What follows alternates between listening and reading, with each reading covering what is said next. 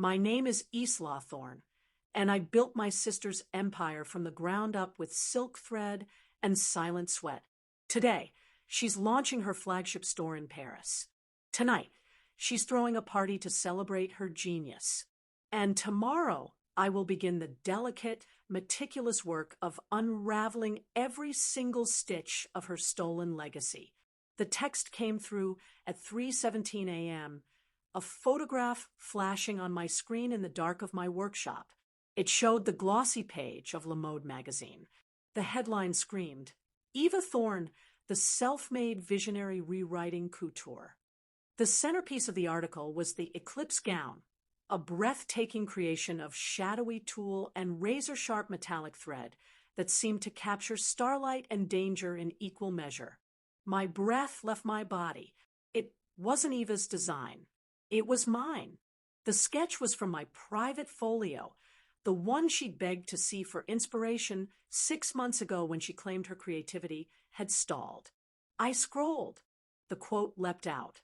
"A knife to the ribs. I was alone in my atelier, and it just came to me, this vision of darkness and light," Eva said, her perfect smile beaming from the page. "It's the heart of my new collection, Nocturne." Nocturne, the name I'd scribbled in the margin of my own sketch. She hadn't just stolen a dress. She'd stolen the soul of my collection, the culmination of 2 years of silent, obsessive work. The work I did while managing the back end of her business, while handling her press, while being the practical sister so the artist could shine. The party was a symphony of her triumph. Our parents glowed, toasting their visionary daughter. Industry icons praised her originality. I stood in a corner, wearing one of her early, simpler designs, the dutiful sister. I watched her hold court, my eclipse gown draped on a mannequin like a trophy. Our eyes met across the room. Her gaze held no guilt, only a faint, chilling challenge. Then, a flicker of something else. Pity. She raised her champagne flute to me in a subtle, mocking salute. The message was clear. You have the talent, but I have the nerve. And the world belongs to those with nerve. The rage was not a fire, but a deep freeze. It settled in my bones, crystalline and sharp. For 10 years, I had lived in her shadow, content to be the foundation because I believed in us. I handled the contracts she found boring, soothed the suppliers she offended, and translated her vague visions into technical patterns that could actually be sewn. I was the architecture. She was the dazzling facade. And now, she had decided the facade didn't need the structure anymore. She had simply walled it off and claimed the whole building, returning to my studio, a converted loft above a dusty fabric warehouse, a world away from her gleaming atelier.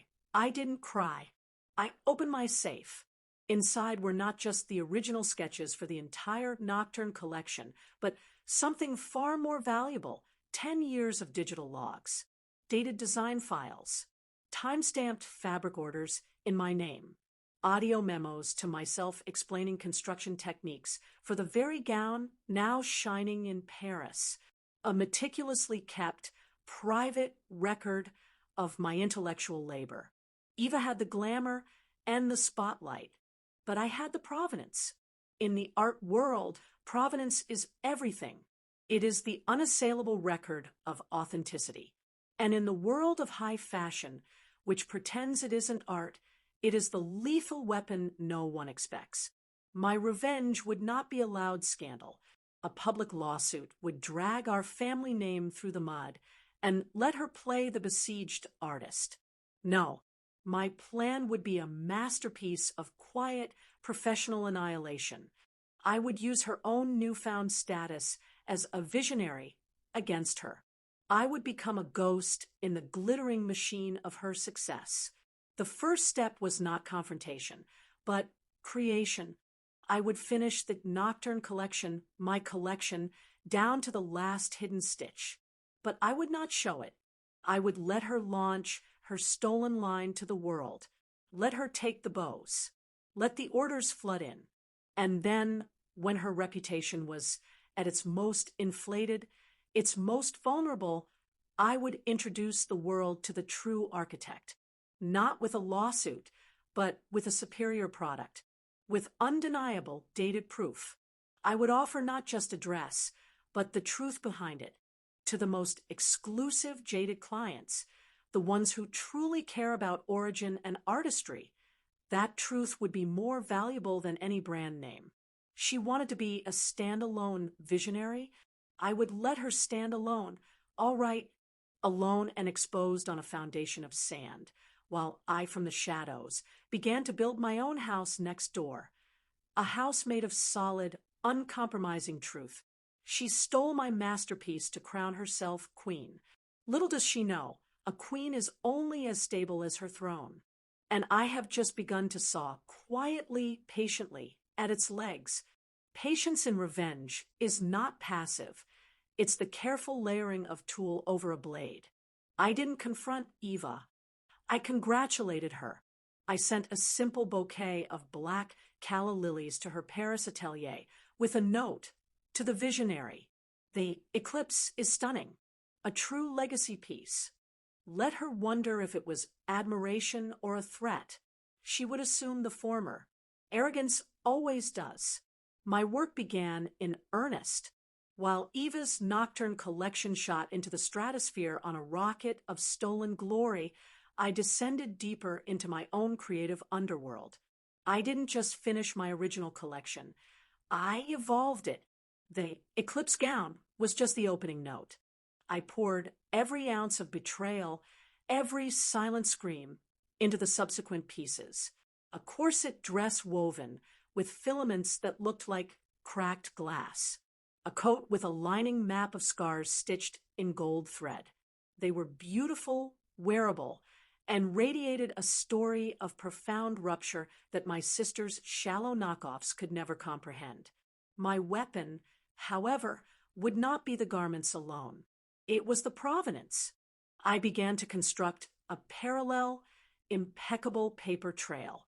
I commissioned a master Swiss horologist to create a one-of-a-kind timepiece for a future project.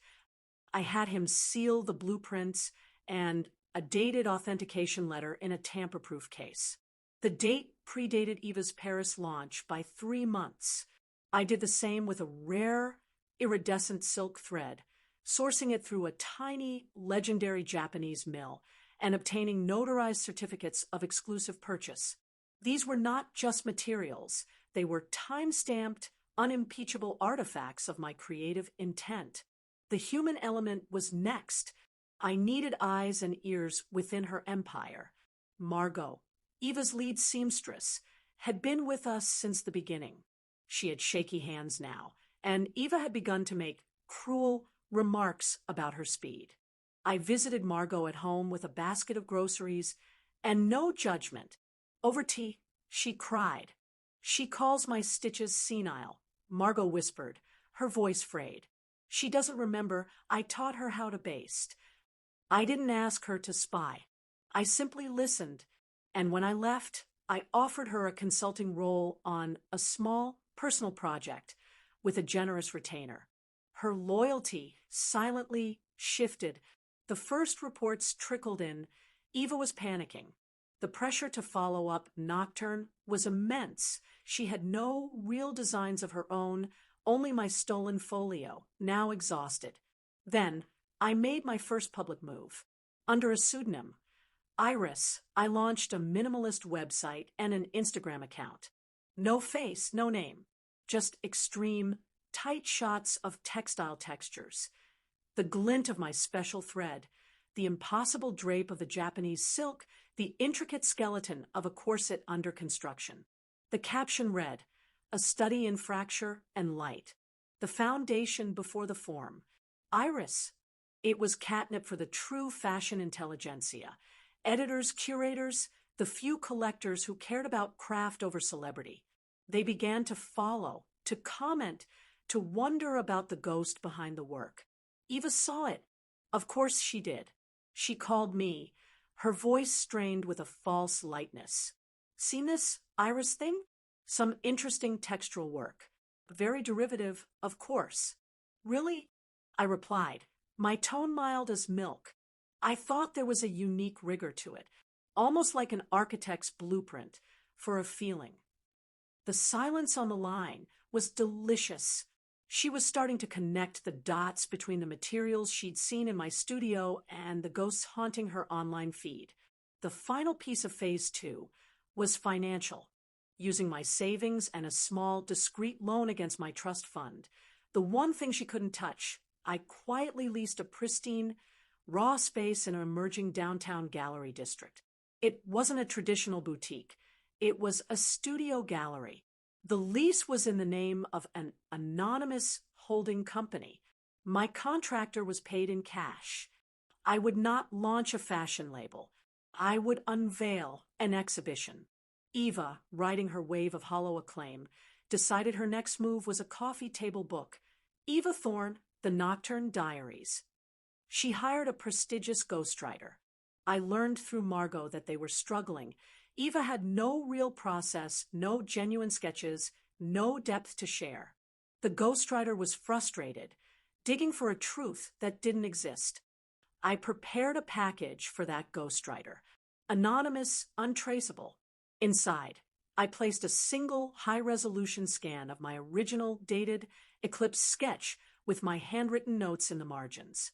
No accusation, no letter, just the artifact itself sent to her private studio. Let her wrestle with that. Let the professional who traffics in words try to reconcile the narrative she's being fed with the evidence in her hands. A seed of doubt planted in the very person hired to cement Eva's myth. My sister lives in a house of mirrors, each reflecting a version of herself she has stolen. I am no longer the ghost in the corner. I am the one outside, slowly, quietly turning out the lights, one by one, until all she is left with is her own reflection and the terrifying silence of the talent that has finally walked out the door. The grand unveiling is not a spectacle, it is a surgical theater, and I am both the surgeon and the architect of the cure. The Iris exhibition opened not with a party, but with an invitation. A single, heavy card, engraved with just a time, a date, and an address sent to 57 people, the most respected fashion historians, the most feared critics, the most influential collectors, and Eva's 3 biggest financial backers. The note on the back read, "And study in provenance, the anatomy of a collection. No RSVP required." They all came. The space was a cathedral of white and shadow.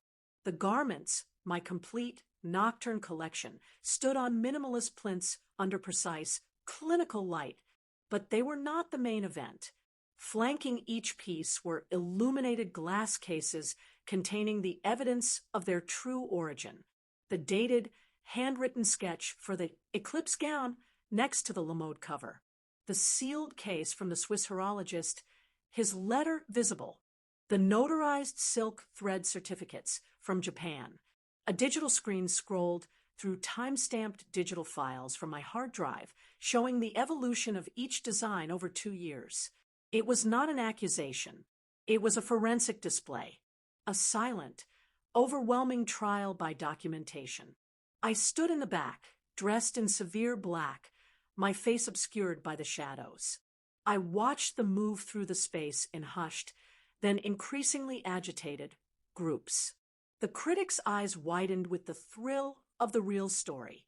The historians nodded, their fingers hovering over the glass cases with scholarly reverence for the proof. The backers' faces were sheets of ice, calculating the plummeting value of their investment in a fraud. Eva arrived an hour in a storm in couture. She must have heard the whispers. She pushed through the crowd, her eyes wild, landing on the central display, her celebrated gown beside my sketch. "This is libel."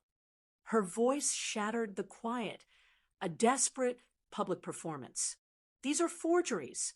My sister is a jealous, talentless hack trying to ruin me."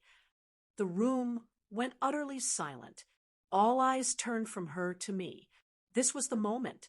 I stepped forward into the light, but not toward her. I walked to the plinth, holding the cracked glass corset. I addressed the room, my voice calm, clear, and carried the weight of absolute certainty. Provenance is not a matter of opinion, I said, my gaze sweeping over the critics, landing on Eva's paling backers. It is a chain of custody. A fact. These documents are facts. These timestamp files are facts.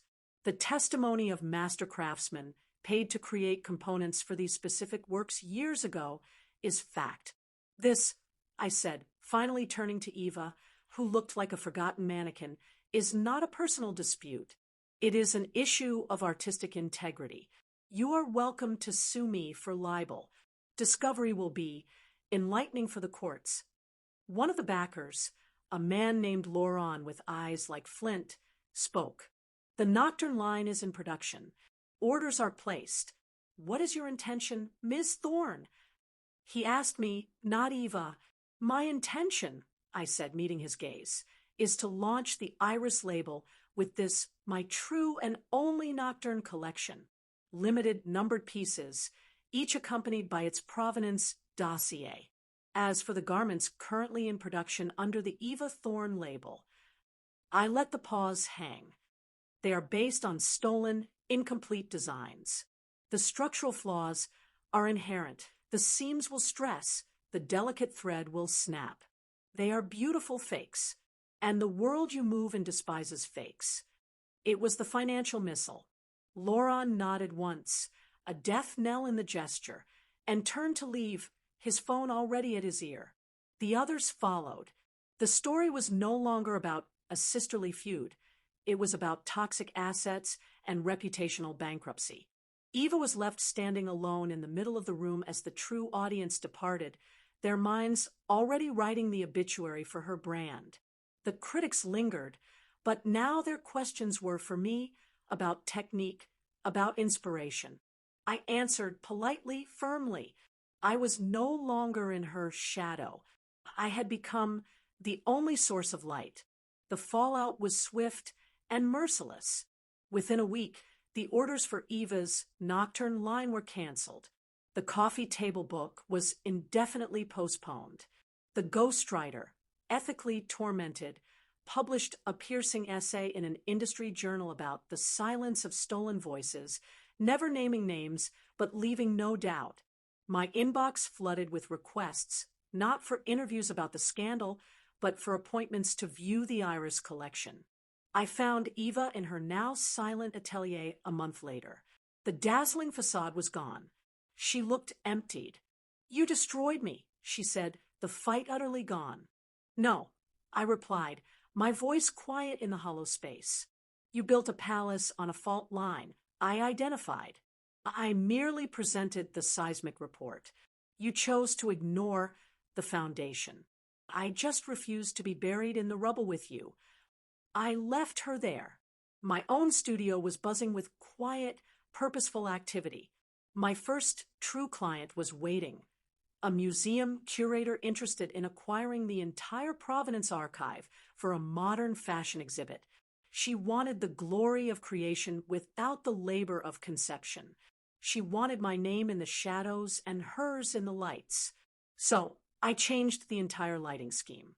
Now, the world sees the work, and right beside it, clear and unshakable, the name of the woman who truly built it, mine. The ghost is now the landmark,